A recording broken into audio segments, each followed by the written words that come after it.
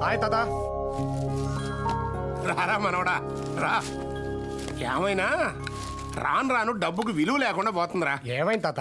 ఏమైందేంటి, ఆడెవడో సురేంద్ర అంటరా దుబాయ్లో 4,000 కోట్లు పెట్టి ఒక కంపెనీ కొన్నా అంట.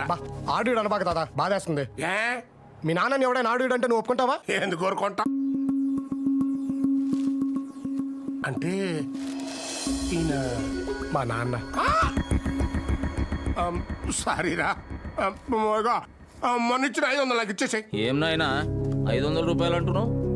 ఏం లేదురా, ఏమైనా ఈ ఆటలో నిన్ను గెలుస్తాను అన్నాడు. గెలిస్తే 500 రూపాయలు పందెము అంటున్నా. అంత పెద్ద కిలాడి వారా? చల్. నమస్తే అయ్యా. ఏం మళ్ళా నా కొడుకు ఎట్లా చదువుతుండు? గంతా మీద అయ్యా. ఇప్పుడు ఏం చదువుతున్నావురా? సివిల్స్ కి ప్రిపేర్ అవుతున్నా అన్న. రేయ్, నువ్వేం చేస్తావు నాకు ఎరగలే. బాగా చదవాలి. మళ్ళా నా ముఖంలాగా నవ్వు ఎప్పటికీ గట్లనే ఉండాలి. పో. అట్లేనా? పోయేస్తామయ్యా. మీ దగ్గర పనిచేసేవాడినే ఓ అన్నలా మీరు చూసుకుంటున్నారు. మరి మీ తోడబుట్టి నన్నయ్య గురించి? ఏ అన్నయ్యా?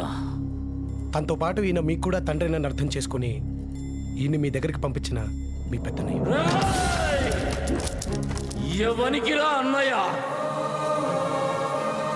ఈయనకి కొడుకు మాత్రమే. ఒకే రక్తం పంచుకు పుట్టిన చెప్పుడు మాటలు విని నాలో ఉన్నది రక్తమే కాదని నన్ను బయటకెళ్ళగొట్టిన ఆడ నా అన్నయ్య. కనుచూపు మేరలో అయిన వాళ్ళు నా అనాథలా పెరిగేటట్టు చేసిన ఆని గురించా నువ్వు మాట్లాడేది? పెద్ద కుటుంబానికి కోడలుగా వచ్చాననుకుంది.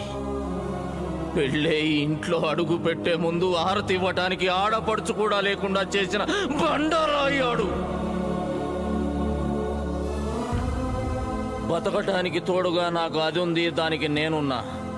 6 నెలలకు ఒకసారి ఇంటి పెద్దగా వచ్చే మా నాయనున్నాడు. మా కండగా ఈ ఊరుంది. గద్దే!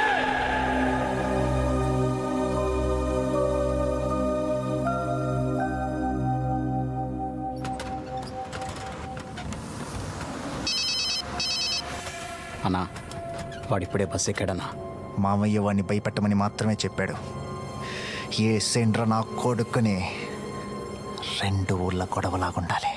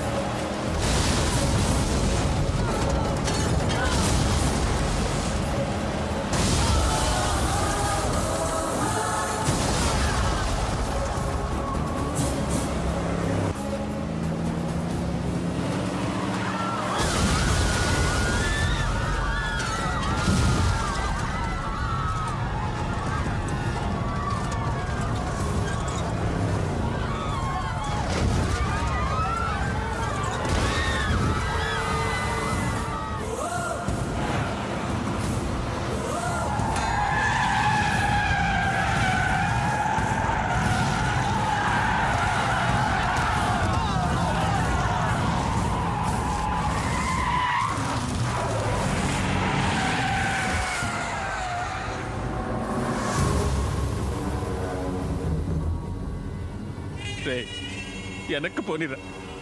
చంపేస్తాడ్రా. వెనక్కపోయినా చచ్చిపోతాం.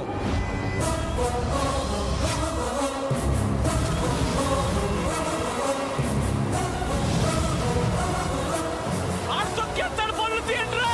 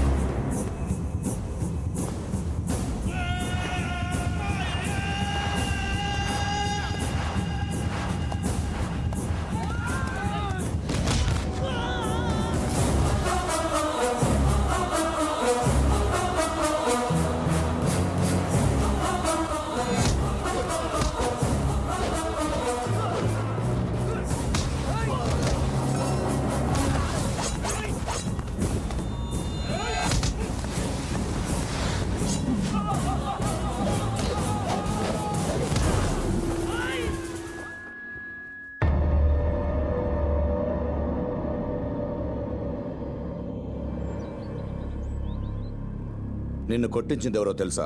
మీరే కదా సార్. మీరు అంటేగానే వాడికి నా మీద చెయ్యేసేంత ధైర్యం లేదు. ఆ ట్రై చేశాడంటే వెనకాల మీరు ఉన్నారని తెలుసు. నీకు తెలుసు కూడా ఎలా ఉన్నావురా ఇక్కడ? నువ్వు ఇక్కడి నుంచి వెళ్ళిపోవాలంటే ఏం చేయాలి చెప్పు? ఎంత కావాలి? నా కూతుర్ని వదిలేయడానికి నీకు రేట్ ఎంత చెప్పు? మీ కూతురు మీద మీకున్న ప్రేమకు రేట్ ఎంత సార్?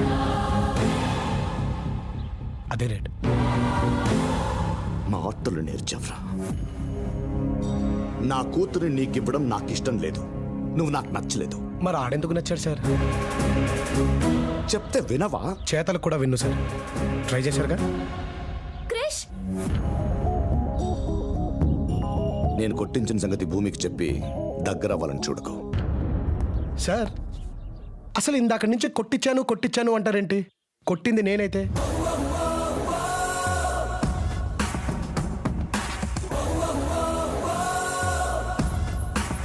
క్రిష్,